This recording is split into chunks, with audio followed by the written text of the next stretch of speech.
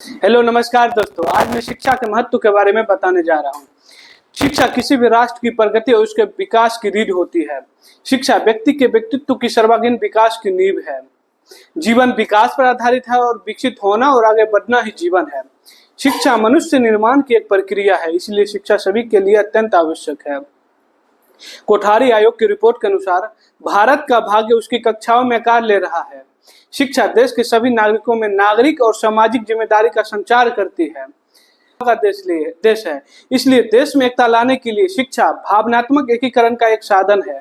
शिक्षा सभी के लिए शांति, न्याय, स्वतंत्रता और समानता की दुनिया को प्राप्त करने का एक साधन है, इसलिए शिक्षा सभी के लिए अत्यंत आवश्यक है। शिक्षा मनुष्य की बुद्धि को पुष्ट करता है तथा उसे मेहनती बनाता है। शिक्षा व्यक्ति को विकसित क्षमताओं, दृष्टिकोण, रुचि और आग्रहों और आवश्यकताओं को वांछित दिशा में ले जाता है। भारत एक लोकतांत्रिक देश है। देश के सभी नागरिकों के लिए शिक्षित होना बहुत आवश्यक है। अगर देश के नागरिक शिक्षित नहीं होंगे तो लोकतांत्रिक तंत्र सही ढंग से काम नहीं करेगा।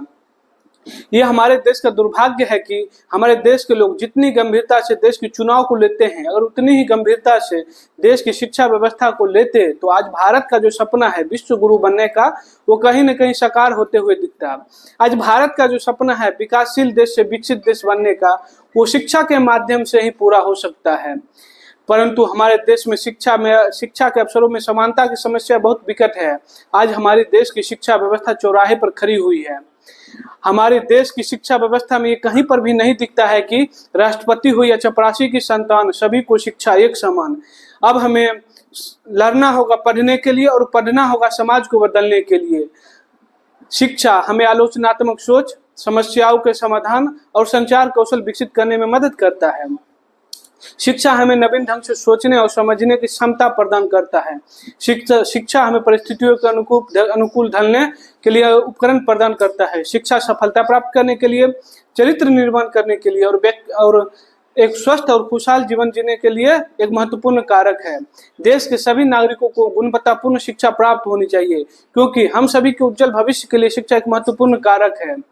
कहा भी गया है, शिक्षा वह शेरनी का दूध है जो जितना पिएगा उतना ही दहाड़ेगा।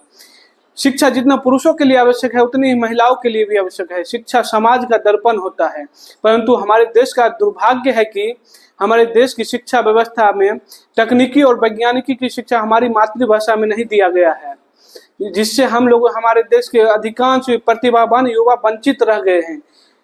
अब हमें देश की शिक्षा व्यवस्था पर चिंता के साथ साथ चिंतन करने की जरूरत है, संघर्ष के साथ साथ सहयोग करने की जरूरत है।